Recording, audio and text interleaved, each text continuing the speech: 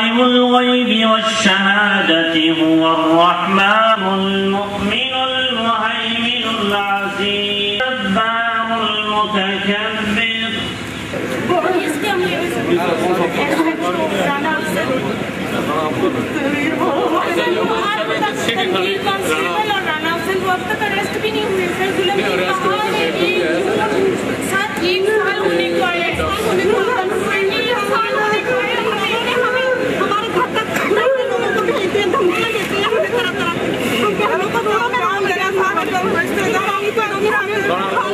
हमने लिखवाया वो उन पे रहने नहीं दिया।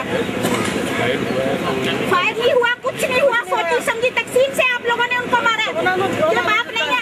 अगर मेरी बात सुने भाई, सर और हमारे भाई को कत्ल किया। जो FIR में उसे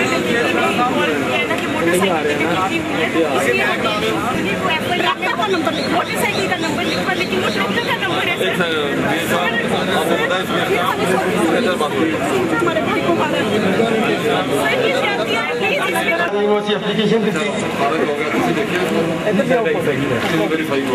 सर SHO साहब को, डिप्टी साहब को इंक्वायरी में DSP कुमारी के साथ, और वो वहीं अभी तक सीट पर बैठे हैं और हम जब जाते हैं कवरेज के लिए वो हमें तंज करते हैं।